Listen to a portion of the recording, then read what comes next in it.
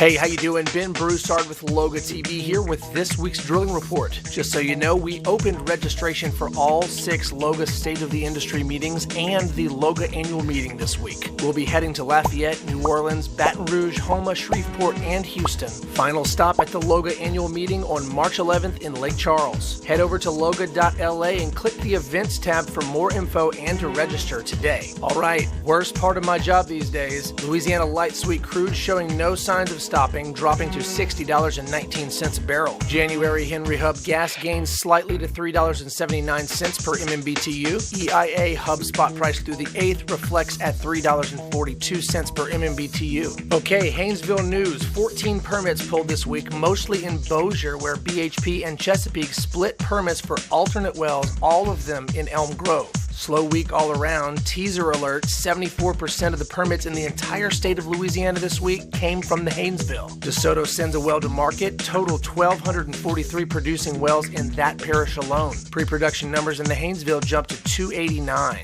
As for the rest of the north, DeSoto Parish drops 2 rigs over last week, down 50% since September of this year. Frank's Operating reports a new well in Bear Creek of Bienville Parish. Drillers Justice Oil spud a wildcatter well in Grant Parish last week. Finally, Denbury Resources cranked back up in 3 places at Delhi in Richland Parish, spudding 2 and re-entering a 3rd. Total rigs in all the north this week, 35. Tuscaloosa Marine Shale news, no new permits this time around. However, Goodrich drove and spud in Tangipahoa's Green Law this week. This would be the Kinchin 58H well. Halcon still drilling same parish and field down to 16,200 feet as of last report. TMS pre-production numbers stay at 12. Now on to South Louisiana. Jeff Davis Parish adds a rig when Anglo-Dutch drove and spud at Lacassine. Moving on to Livingston Parish, certainly one that doesn't regularly see activity. Drillers Yuma E&P broke ground and started the bit turning in the North Livingston field. Finally, though St. Mary Parish dropped 3 active projects this week, they did add one when Shoreline Energy spud a land operation at Bayou Sally. South Louisiana maintains in the 20s for 2 weeks straight. Inland water, not a whole lot changing over last week for this sector of the market. Inland water still very low for the year, resting at 13 running projects. Louisiana State Offshore Waters, Energy Resources Technology at Breton Sound Block 53, Hillcorp at West Delta Block 27, Gulf Coast Energy Resources at Main Pass Block 77, and a recent re-entry by Chevron at Bay Marchand Block 2 offshore. Total of 4 active drilling projects in Louisiana State offshore waters. Finally, Outer Continental Shelf federal drilling adds 2 this week to end out at 52 running deepwater drilling projects. As a whole, Louisiana ended out at 124 active projects for the week, steady from last report. Now, as for deepwater drilling permits,